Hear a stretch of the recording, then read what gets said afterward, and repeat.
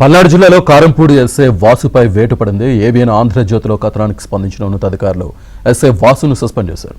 SI వేధింపులతో 2 రోజుల క్రితం లక్ష్మి అనే మహిళ ఆత్మహత్యకు యత్నించింది. ఆర్థిక లావాదేవీల విషయంలో వేధిస్తున్నారని ఎస్ఐ వాసుపై ఆరోపణలున్నాయి. విచారణలో భాగంగా ఎస్ఐపై ఉన్నతాధికారులు చర్యలు తీసుకున్నారు.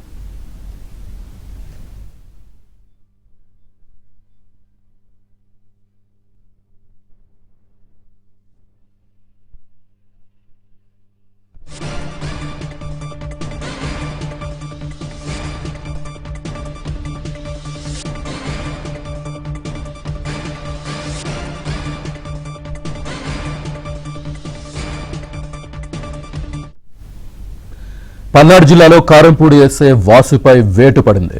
ఏబిఎన్ ఆంధ్రజ్యోతిలో కథనానికి స్పందించిన ఉన్నతాధికారులు ఎస్ఐ వాసును సస్పెండ్ చేశారు. ఎస్ఐ వేధింపులతో 2 రోజుల క్రితం లక్ష్మి అనే మహిళ ఆత్మహత్యకు యత్నించింది. ఆర్థిక లావాదేవీల విషయంలో వేధిస్తున్నారని ఎస్ఐ వాసుపై ఆరోపణలున్నాయి. విచారణలో భాగంగా ఎస్ఐపై ఉన్నతాధికారులు చర్యలు తీసుకున్నారు. పూర్తి డీటెయిల్స్ మా కరెస్పాండెంట్ సంశీవరావు అందిస్తారు. సంశీవరావు.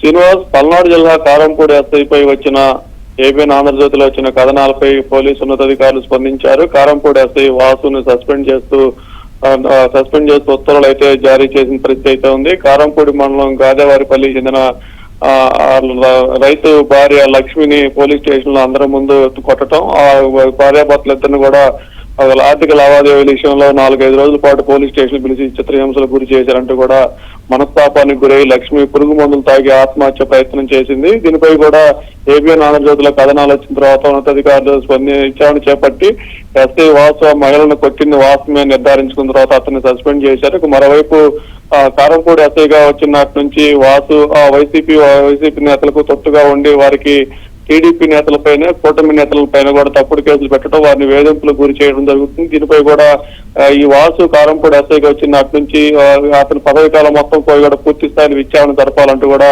ఆ కూటమి ఉన్న కారంపూడి మండలంలో ఉన్న కూటమి నేతలు అయితే డిమాండ్ చేస్తున్న పరిస్థితి అయితే ఉంది. మరి పోలీసు పెద్దలు సస్పెన్షన్ చేసిన వాసుపై కూడా విచారణ కొనసాగిస్తారా లేకపోతే ఈ ఒక కేసుతో వదిలేస్తున్నది కూడా వేచి చూడాల్సిన పరిస్థితి అయితే ఉంది. శ్రీనివాస్.